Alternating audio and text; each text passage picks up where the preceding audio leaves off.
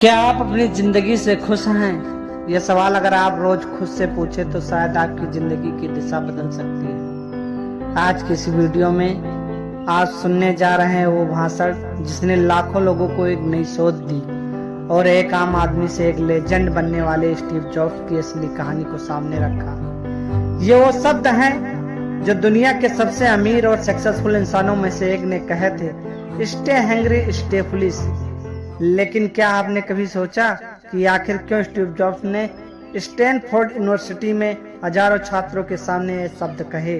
आज हम सुनेंगे स्टीव जॉब्स का पूरा भाषण हिंदी में, एक ऐसा भाषण जो आपकी सोच को झकझोर कर रख देगा, आपके अंदर छिपी आग को फिर से जगा देगा और आपको जिंदगी के सबसे अहम सच से रूबरू कराएगा। तो चलिए बिना किसी देरी के सुनते हैं स्टीव जॉब्स का वो ऐतिहासिक भाषण जिसने पूरी दुनिया को सिखाया कि आपका समय सीमित है, उसे किसी और की जिंदगी जीकर बर्बाद मत करो। नमस्कार साथियों, आज दुनिया के सबसे प्रतिष्ठित विश्वविद्यालयों में से एक के दीक्षांत समारोह में आपके साथ होना मेरे लिए सम्मान की बात है। सच कहूं तो मैं कभी कॉलेज से पास नहीं हुआ और आज पहली बार मैं किसी कॉलेज के ग्रेजुएशन समारोह के इतना करीब आया हूँ। मैं आज आपको अपने जीवन की सिर्फ 3 कहानियां सुनाऊंगा। कोई बड़ी बातें नहीं है, सिर्फ 3 कहानियां। पहली, डॉट्स को जोड़ना। जब मैं पैदा होने वाला था, मेरी माँ एक कॉलेज स्टूडेंट थी। वो अविवाहित थी और चाहती थी कि मुझे कोई पढ़ा लिखा दंपत्ति ही गोद ले। सब कुछ तय था, एक वकील और उसकी पत्नी मुझे गोद लेने ही वाले थे। लेकिन जब मैं पैदा हुआ तब उन्होंने मना कर दिया क्योंकि उन्हें लड़की चाहिए थी। रात को एक और जोड़ी को फोन किया गया। उन्होंने तुरंत मुझे अपनाने को हाँ कहा, पर मेरी जैविक माँ को जब पता चला कि उस दंपत्ति ने कॉलेज तक पढ़ाई नहीं की है तो उन्होंने मुझे देने से इनकार कर दिया। काफी मनाने के बाद जब मेरे गोद लेने वाले माता पिता ने वादा किया कि वो मुझे कॉलेज भेजेंगे, तब जाकर वो मानी। 17 साल बाद मैं कॉलेज गया, लेकिन मैंने ऐसा कॉलेज चुना जो बहुत महंगा था। मेरे माता पिता की सारी जमा पूंजी मेरी पढ़ाई में खर्च होने लगी और मुझे समझ ही नहीं आ रहा था कि मैं पढ़ाई क्यों कर रहा हूँ। इसलिए मैंने कॉलेज छोड़ दिया। अब मेरे पास कोई प्लान नहीं था, लेकिन मैंने उन क्लासेज में जाना शुरू किया जो मुझे पसंद थी। इन्हीं में से एक थी कैलीग्राफी की क्लास। मुझे अक्षरों के आकार, स्पेसिंग और सुंदर टाइपोग्राफी के बारे में सीखना बेहद पसंद आया। उस वक्त तो मुझे समझ नहीं आया कि यह सब काम कब आएगा, लेकिन 10 साल बाद जब मैं पहला माइक्रोटॉस कंप्यूटर बना रहा था तब वही कला काम आई। मैं एक पहला कंप्यूटर था जिसमें सुंदर फोटोज और टाइपोग्राफी का ध्यान रखा गया।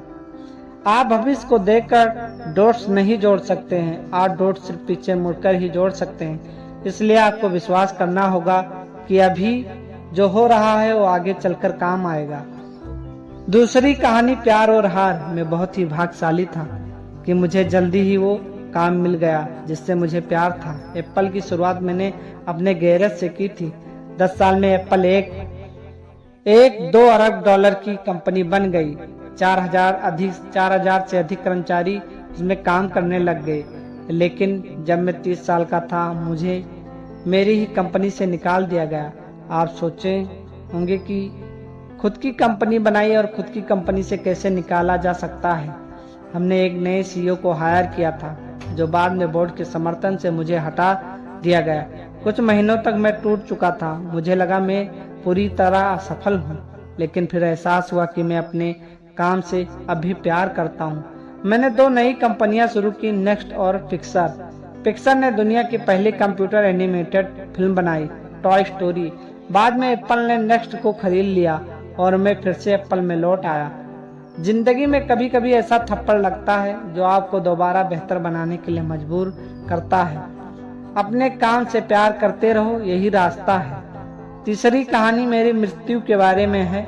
जब मैं 17 साल का था, एक किताब में पढ़ा था कि अगर आप हर दिन ऐसे जिए जैसे वो आपका आखिरी दिन हो तो किसी दिन आप सही साबित हो जाएंगे।